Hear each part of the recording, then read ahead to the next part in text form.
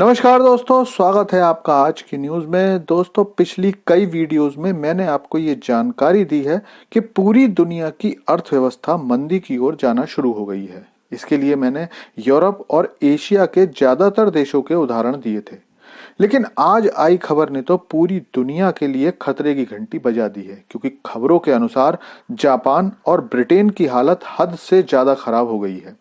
ये हालात कितने ज़्यादा गंभीर हो गए हैं, इस पर बात करते हैं। लेकिन आपसे रिक्वेस्ट है कि चैनल को सब्सक्राइब कर लीजिए, क्योंकि यहाँ आपको डिफेंस, फॉरेन पॉलिसी और फाइनेंस पर वीडियोस रोज मिलते हैं। तो दोस्तों, जब हम देखते हैं कि पूरी दुनिया भारत की ओर व्यापार करने के लिए भागी चली आ रही है, तो दिमाग में यही सवाल उठता है कि भला अचानक ऐसा क्या हो गया कि दुनिया के सबसे ताकतवर देश ही नहीं, बल्कि सबसे बड़ी बड़ी कंपनियां भारत में न केवल अपनी फैक्ट्रीज लगाने के लिए लाइन लगा खड़े हैं, बल्कि अपनी टेक्नोलॉजीज भी भारत को देने के लिए बिल्कुल तैयार हैं।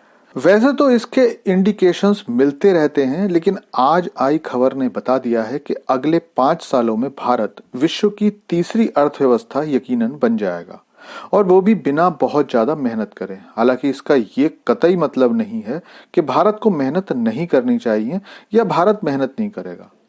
अब बात करते हैं आज की खबर पर। दरअसल खबर आ रही है कि जापान, जो विश्व की तीसरी सबसे बड़ी अर्थव्यवस्था थी, वो अब चौथे नंबर की अर्थव्यवस्था बन गई है। पिछले काफी समय से ये अनुमान लगाए जा रहे थे कि जापान की इकोनॉमी संकुचित हो रही है, लेकिन हालात यहाँ तक पहुंच जाएंगे, इसके बारे में किसी को भी उम्मीद नहीं थी। और उससे भी बुरी बात यह है कि तीसरे नंबर पर आने वाली जर्मनी ने ऐसा नहीं किया है कि मेहनत और अच्छी पॉलिटिक्स के दम पर इस स्थान को हासिल किया हो, बल्कि खुद जर्मनी भी कॉन्ट्रैक्शन के इस स्थिति से गुजर रहा है। अगर आधिकारिक आंकड़ों को देखें तो पता चलता है कि जापान की अर्थव्यवस्था पिछले साल 1.9% की दर से बढ़ी थी, और इस साल की चौथी तिमाही में ये 0.1% की दर से गिरी है। लेकिन इकोनॉमी के चौथे नंबर पर आने की खास वजह जापानी मुद्रा येन के मूल्य में आई जबरदस्त गिरावट है, और इसीलिए जापान की जीडीपी जहां 4.2 ट्रिलियन डॉलर रह गई है, वहीं जर्मनी की जो जीडीपी है वो 4.5 ट्रिलियन के आसपास तीसरे नंबर पर पहुंच गई है। 2022 से 2023 के बीच जापान की मुद्रा येन में 18% की जबरदस्त गिरावट देखी गई है। मतलब ये कि जापान और जर्मनी की अर्थव्यवस्थाओं को आप ऐसे समझ सकते हैं कि रेस लगाते दो लोगों में दूसरा इसलिए जीत गया क्योंकि पहला थक कर नीचे बैठ गया, और दूसरा भी तेज नहीं दौड़ पा रहा है, बल्कि वो भी केवल धीरे धीरे चल ही रहा है। ऐसे में आप समझ सकते हो कि जर्मनी भी ज्यादा दिन इस स्थिति को कायम नहीं रख पाएगा। अब आप बात करते हैं ब्रिटेन के बारे में, क्योंकि खबर आ रही है कि ब्रिटेन की इकोनॉमी भी ऑफिशियली मंदी में जाना शुरू हो गई है। खबरों के अनुसार लगातार दूसरी तिमाही में ब्रिटेन की जीडीपी में गिरावट देखी गई है। चौथी तिमाही में यह गिरावट 0.3% की देखी गई है।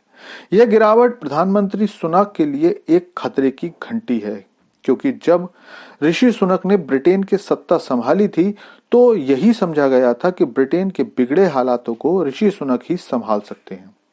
सबसे ज्यादा चिंता की बात यह है कि ब्रिटेन में 1 साल के अंदर ही चुनाव होने वाले हैं, और अगर ब्रिटेन की स्थिति ऐसी ही रहती है तो ऋषि सुनक का सत्ता से जाना लगभग तय है। लेकिन इन देशों की दिक्कत क्या दूर हो सकती है, यही सवाल मन में आता है। तो दोस्तों, बिल्कुल हो सकती है, लेकिन उसके लिए केवल एक ही रास्ता है, और वो रास्ता भारत के सहयोग के बिना ये लोग तय नहीं कर सकते। इसीलिए ब्रिटेन के पीएम सुनक भारत के साथ एफटीए करने की जल्दी में है, और यूरोप के कई और देशों से पहले फ्री ट्रेड के लिए समझौता कर लेना चाहते हैं। लेकिन इस दौड़ में अब भारत ज्यादा दूर नहीं है, क्योंकि भारत की जीडीपी भी 4.1 ट्रिलियन तक पहुंच गई है, और बहुत जल्द आप सुनेंगे कि भारत विश्व के चौथे नंबर की अर्थव्यवस्था बन गई है। लेकिन दोस्तों, अब आप कमेंट करके बताइए कि आपको क्या लगता है, भारत के अलावा क्या कोई और देश भी इनको इस हालात से निकाल सकता है?